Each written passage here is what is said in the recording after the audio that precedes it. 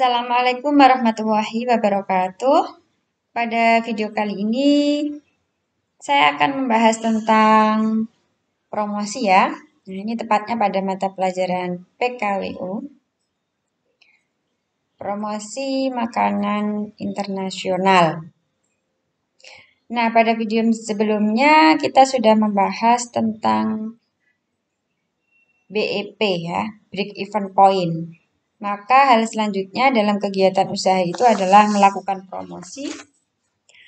Ya, promosi itu apa sih sebenarnya promosi? Nah, promosi sendiri itu salah satu tujuannya adalah untuk mengenalkan produk kita kepada konsumen gitu ya. Oke, nah inilah promosi. Jadi, promosi itu adalah suatu alat pemasaran yang digunakan sebagai strategi untuk berkomunikasi antara penjual dan pembeli. Jadi salah satu cara untuk komunikasi antara penjual dan pembeli. Nah, ada 4 strategi dalam promosi itu. Yang pertama tidak asing lagi yaitu periklanan atau advertising, di mana bentuk komunikasi non-personal yang harus memberikan imbalan atau pembayaran kepada sebuah organisasi atau dengan menggunakan media massa. Jadi, periklanan itu kita membutuhkan organisasi lain untuk mempromosikan produk kita. Atau melalui media massa seperti televisi, surat kabar, majalah, dan internet. Dan inilah yang dimaksud dengan lembaga lain, organisasi lain ya. Ya, televisi, surat kabar kan, majalah dan internet ini. Nah, itu namanya iklan. Sering sekali kan kita lihat di televisi setelah melihat sinetron gitu ya, pasti kan ada iklan. Itu periklanan namanya. Kemudian yang kedua adalah promosi penjualan atau sales promotion. Apa itu? Nah, di sini insentif jangka pendek untuk meningkatkan penjualan suatu produk atau jasa di mana diharapkan pembelian dilakukan sekarang juga. Contohnya dengan memberikan obral. Nah, itu maksudnya adalah waktunya jangka pendek, berguna untuk meningkatkan penjualan, dan dilakukan sekarang juga. Nah, jadi kan tidak, kalau televisi kan periklanan kan jangkanya panjang ya, harus diiklankan dulu baru ada penjualan kan begitu. Kalau ini kan jangkanya pendek, ya harus dilakukan sekarang. Maka diadakan yang namanya obral. Kemudian pemberian kupon. Nah, kayak memberikan kupon kecil gitu ya. Dengan membeli ini maka dapat ini, beli 2 dapat 1. Nah, misalnya seperti itu. Kemudian memberikan sampel dan lain-lain. Seperti biasa kita kalau mau ke supermarket atau hipermarket biasanya ada di depan itu ada orang yang memberikan sampel apa ya, misalnya kopi ya, minuman, makanan kan begitu ya. Nah, itu salah satu cara promosi penjualan. Kemudian yang ketiga adalah penjualan tatap muka atau personal selling. Jadi sebuah promosi di mana para pelanggan diberi informasi dan penjelasan untuk membeli produk-produk melalui komunikasi secara personal atau secara langsung tatap muka. Nah, agar pelanggan tersebut tertarik untuk membeli produk yang ditawarkan. Contohnya adalah demo. Biasanya ada ya, misalnya kelompok tahlil gitu ya, itu didatangi orang yang mau demo. Demo itu bukan demo yang di jalan itu bukan ya. Jadi mendemokan sebuah produk, mendemonstrasikan sebuah produk kepada para pelanggan tersebut. Nah, supaya dia tertarik untuk membeli. Itu namanya penjualan tatap muka. Kemudian yang terakhir adalah publisitas atau hubungan masyarakat. Nah, bentuk komunikasi non-personal dalam bentuk berita sehubungan dengan organisasi tertentu atau tentang produk-produknya yang ditransmisi melalui perantara media massa dan tidak dipungut biaya sama sekali, tetapi bukan juga cuma-cuma. Contohnya ini. Produk otomotif Suzuki membuat turnamen sepak bola antar negara ASEAN, misalnya gitu. Lalu turnamen tersebut diliput oleh berbagai media seperti TV dan surat kabar. Nah, ini kan secara langsung kan ya. Jadi misal tidak dipungut biaya sama sekali, tetapi bukan juga cuma-cuma karena apa? Nah, ini Suzuki membuat turnamen sepak bola ini juga kan membutuhkan biaya kan, tidak cuma-cuma. Nah, tapi kan kita tidak perlu mengeluarkan dana untuk periklanan. Nah, itu kan beda gitu ya. Di sebuah produk mengadakan lomba, misalnya Pixi gitu ya, mengadakan lomba merias. Nah, itu kemudian diliput di surat kabar. Nah, secara otomatis kan apa namanya? Iklan sebenarnya meliput lombanya tetapi yang mengadakan adalah produk ini, maka secara otomatis dia juga teriklankan gitu ya. Itu namanya publisitas atau hubungan masyarakat. Oke, kita lanjutkan ke materi berikutnya tentang tujuan promosi. Jadi apa sih sebenarnya tujuan promosi gitu ya? Nah, yang pertama adalah dalam memasarkan sebuah produk itu kan tak jarang ya para pelaku usaha mengadakan event-event khusus untuk mempromosikan produk unggulannya kepada masyarakat begitu ya. Nah, kegiatan tersebut itu sebenarnya sengaja dilakukan para pelaku usaha itu untuk mendukung strategi pemasaran mereka sehingga produk yang dimilikinya semakin dikenal luas oleh semua lapisan masyarakat. Jadi untuk memperkenalkan bahwa ini loh produk saya. Nah, seperti itu. Saya itu punya produknya seperti ini gitu. Itulah promosi ya. Nah, berbagai macam strategi promosi pun harus dilakukan oleh seorang pengusaha gitu ya. Nah, itu pun juga memiliki tujuan gitu ya. Tujuan yang pertama adalah memberikan daya tarik khusus bagi para pelanggan. Nah, dengan adanya event promosi penjualan itu tentunya sangat ditunggu-tunggu oleh sebagian besar para pelanggan kan begitu ya. Biasanya para pelanggan sengaja menanti event promosi sebuah produk untuk mendapatkan penawaran harga yang lebih murah. Nah, biasanya kan kalau ada promosi-promosi itu kan ditawarkan dulu dengan harga yang murah kan gitu ya. Ya, gitu ya. Supaya menarik para pelanggan. Kemudian yang kedua, meningkatkan angka penjualan. Nah, sebagian besar dari pelaku usaha itu sengaja mengadakan kegiatan promosi yang besar-besaran itu untuk meningkatkan volume penjualannya dan mendapatkan omset yang besar setiap bulannya. Nah, itu dari tujuan promosi untuk meningkatkan omset penjualan. Kemudian yang ketiga, membangun loyalitas konsumen. Loyalitas itu apa? Kesetiaan ya. Nah, jadi terkadang promosi itu tidak hanya untuk meningkatkan penjualan produk saja ya. Jadi untuk membangun loyalitas dari para konsumennya tersebut. Nah, hal ini dilakukan untuk menjaring para konsumen yang awalnya hanya sekedar ingin coba-coba menjadi pelanggan tetap yang akan menggunakan produk-produk yang dibuat secara berkelanjutan. Jadi awalnya sih hanya ingin coba-coba karena oh ini kok enak ya, ini gini.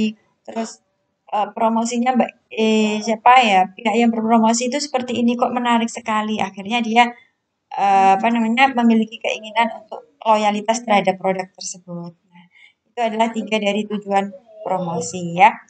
Oke, selanjutnya kita lanjutkan ke manfaat promosi. Nah,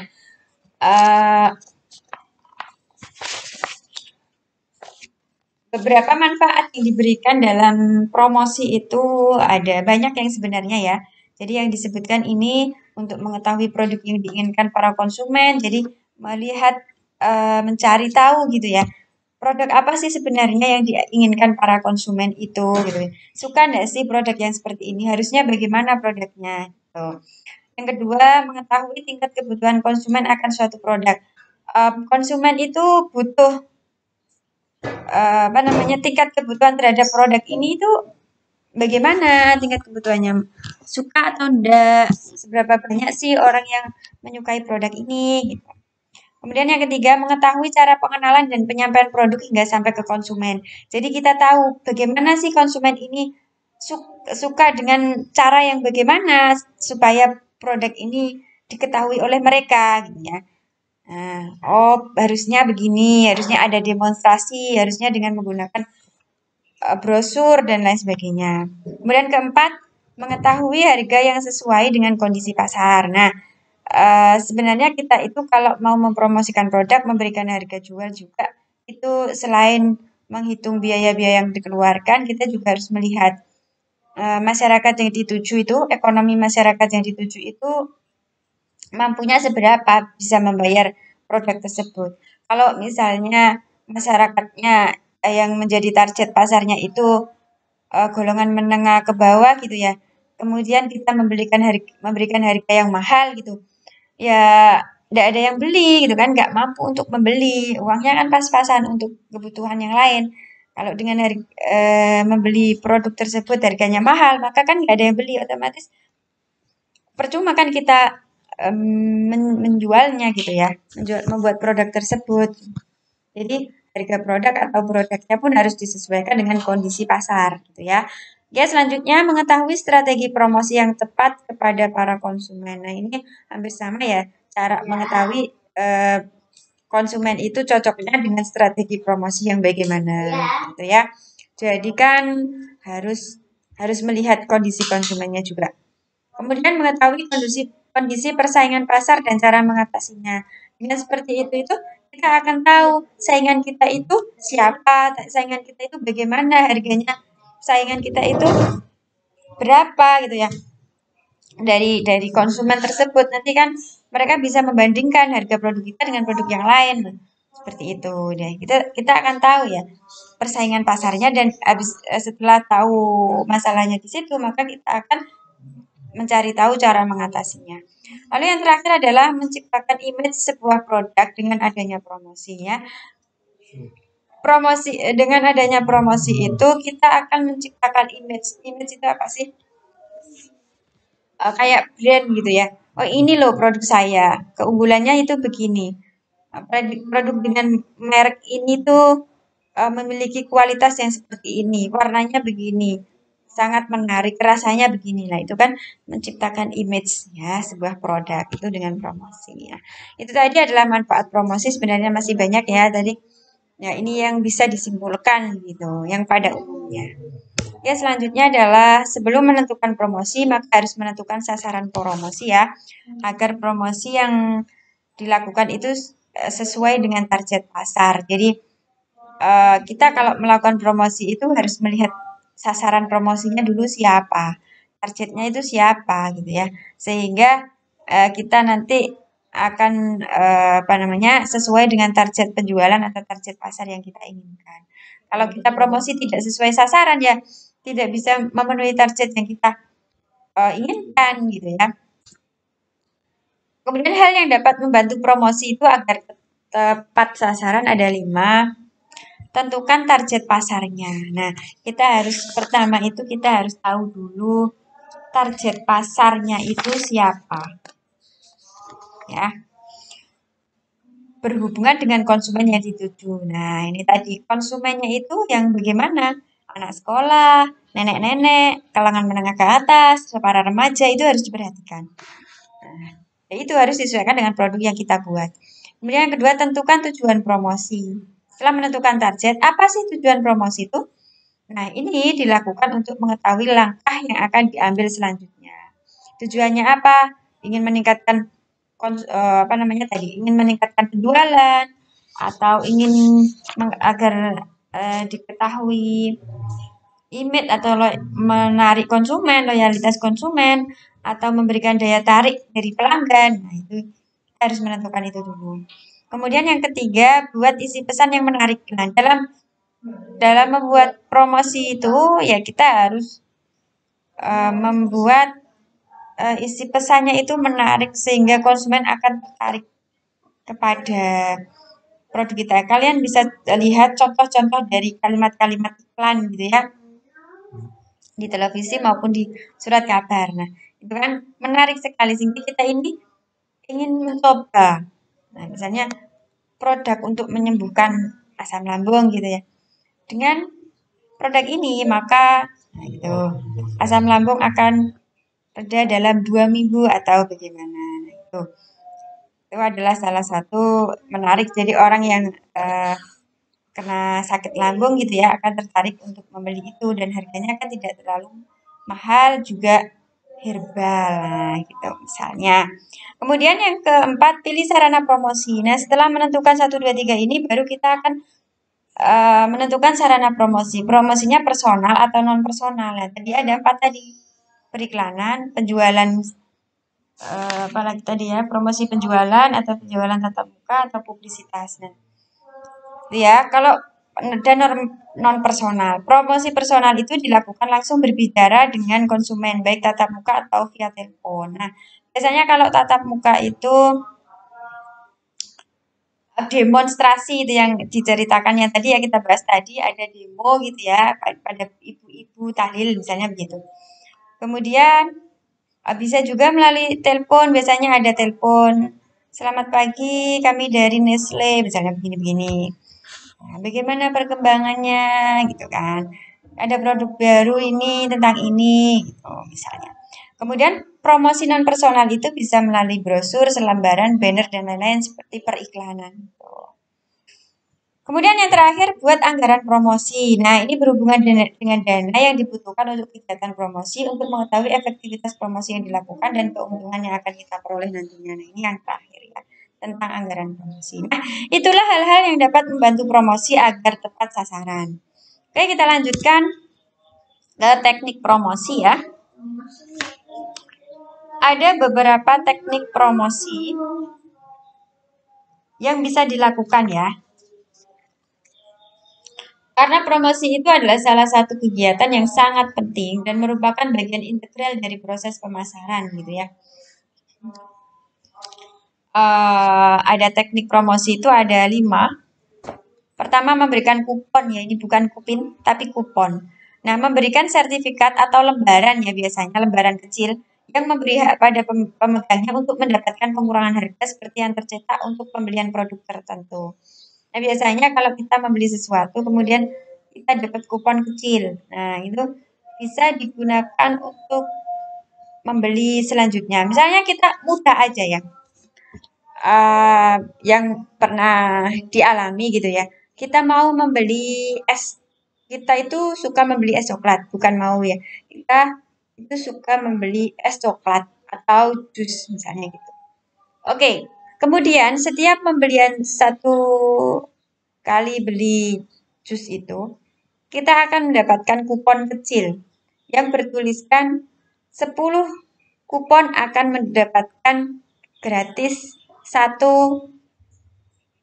gelas es coklat atau jus gitu misalnya. Nah, otomatis kan kita akan mengumpulkan kupon tersebut hingga mendapatkan 10 kupon. Nah, setelah 10 kupon itu terkumpulkan, kita tukarkan dengan 1 buah jus. Nah, itu salah satu promosi juga. Gitu ya. Oke, yang kedua adalah price of deals, diskon atau potongan harga. Nah, ini yang sering kita lihat di supermarket gitu ya. 50 memberikan potongan harga langsung di tempat pembelian, besarannya antara 10% sampai 25% gitu ya. Biasanya potongan baju, celana 10%, 25%, 20% kan begitu. Nah, kemudian ada premium and advertising spesialitis ya. Promosi spesial. Memberikan barang dengan biaya yang relatif rendah atau gratis sebagai insentif untuk membeli produk tertentu. Misalnya kita itu membeli meja makan misalnya ya, meja makan 1 paket. Dengan membeli meja makan ini maka akan gratis panci misalnya gitu. Nah, itu adalah premium. Jadi memberikan gratis panci gratis karena membeli meja makan ini. Ya. Kalau tidak beli ya tidak dapat. Kemudian yang keempat ada kontes and sweepstakes atau kontes dan undian. Memberikan hadiah berupa tawaran kesempatan untuk memenangkan uang tunai perjalanan atau barang-barang karena membeli sesuatu. Contoh, pada tutup botol terdapat tulisan hadiah. Nah, itu kan ada dia umroh misalnya, ada 1 buah mobil, 1 buah sepeda motor, uang tunai senilai. Nah, itu kan biasanya ada pada tutup botol minuman kalau kita buka ada tulisannya, ada yang itu yang beruntung gitu ya. Terus ada lagi undian kita membeli di sebuah supermarket gitu ya pada toko tertentu. Nah, di situ nanti dengan pembelian senilai 100.000 berlaku kelipatan. Nah, 100.000 1 buah kupon umroh.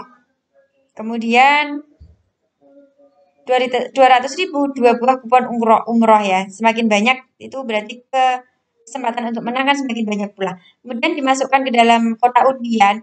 Nah, nanti pada tanggal tertentu kita akan diundi. Biasanya ini beli di sebuah toko baju juga ada. Terus HP gitu di sebuah toko HP itu juga ada seperti itu elektronik gitu. Kemudian diundi siapa yang nanti biasanya meninggalkan nomor KTP dan lain sebagainya ya. Baru diundi siapa yang beruntung ya dia dapat hadiahnya gitu. Kemudian ada sampling and trials offers atau pemberian contoh produk, memberikan penawaran gratis untuk sejumlah produk atau jasa. Nah, itu hanya memberikan penawaran ya, gratis untuk sejumlah produk atau jasa. Sampling namanya ya, memberikan contoh produk sampel.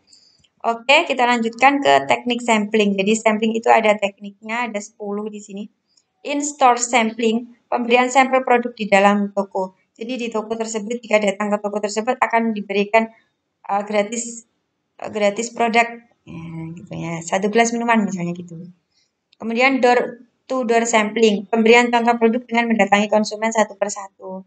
Jadi datang ke rumah-rumah untuk memberikan sampel produknya. Kemudian ada mail sampling, mengirimkan contoh produk melalui Jawa Pos. Jadi dikirim melalui contoh produknya itu dikirim melalui Jawa Pos gitu ya. Newspaper sampling, pengiriman contoh produk melalui surat kabar. Ini hampir sama ya, ini jasa pos kok Jawa Pos. Kalau ini jasa pos, kemudian yang ini menggunakan surat kabar. Kemudian package sampling ya, contoh barang disisipkan pada kemasan produk lain. Nah, ini misalnya kita membeli susu kaleng misalnya. Nah, di situ kan nanti ada ditempeli satu satu kopi misalnya, satu bungkus kopi kan dilem di situ. Terus ada lagi kita beli sabun cair gitu ditempeli dengan alat untuk mencucinya juga. Nah, itu ya, itu salah satu on packet sampling. Kemudian ada mobile sampling, membawa keluar logo untuk menghiasi mall, area rekreasi, pekan raya, dan lain-lain. Jadi ada misalnya dibuatkan logo besar itu tentang produk ini gitu ya. Kemudian di pinggir-pinggirnya itu, di pinggir-pinggirnya mall atau area atau pekan raya itu diberi gambar gambar produk perusahaan gitu ya. Kalau kita di supermarket gitu kan ada tulisan apa ya? AW misalnya gitu. Terus ada tulisan-tulisan yang lain, tempat permainan misalnya gitu kan di kaca-kacanya supermarket gitu. Nah, itu dia. Kemudian brand product placement itu dengan memasukkan produk pada sebuah acara televisi atau film. Contohnya kan itu sekarang kan banyak ya. Kalau film itu disisipi artisnya itu melakukan makan dan minum dengan menggunakan produk tersebut gitu ya. Nah, ya kan? Nah, misalnya mie instan gitu atau minuman apa gitu ya. Nah, artisnya sedang acting untuk meminum minuman tersebut gitu ya. Kemudian rebates ya. Tawaran pengembalian tunai, memberikan pengurangan harga setelah pembelian terjadi. Nah, seperti hampir sama dengan diskon ini ya. Kemudian frekuensi continuity program, teknik promosi yang mengarah pada program-program yang berkelanjutan. Contohnya memberikan diskon produk gratis agar konsumen mengulang kembali untuk beli produknya supaya untuk menarik loyalitas konsumen. Kemudian event sponsorship itu sebuah sponsor pada suatu event besar yang banyak didatangi orang. Ada event besar gitu ya. Kemudian disponsori oleh produk ini. Nah, itu namanya event sponsoring. Kalau kita biasa lakukan itu, kita akan membuat pentas seni gitu ya. Mencari sponsor dari berbagai produk. Dari ini, dari ini, dari ini. Nah, dari Epson dan lain sebagainya. Nah, itu namanya event sponsorship ya. Nah, itu tadi ada 10 teknik sampling. Oke. Kemudian di sini ada tugas ya anak-anak ya. Buatlah rancangan promosi penjualan dari produk makanan internasional yang kamu buat. Nah, kemarin contohnya membuat spaghetti misalnya gitu. Boleh yang lain. Pilihannya adalah video iklan, endorse yang diupload di FB atau IG, dan brosur. Nah, berarti brosur itu menggambar ya, membuat sebuah brosur gitu ya. Dicetak yang bagus. Kemudian ini pilih salah satu saja. Ya, pilih salah satu, nanti dikirimkan dikirim ya, ini dikirim hasilnya ke apanya? Dikirimkan ke WA atau dikirimkan melalui LMS sekolah, nanti akan diinfokan kembali. Nah, kalau misalnya filenya besar, maka dikirim melalui Google Drive ya. Oke, itu tadi anak-anak yang bisa saya sampaikan pada video kali ini. Semoga bermanfaat. Terima kasih. Sukses selalu untuk kalian. Wassalamualaikum warahmatullahi wabarakatuh.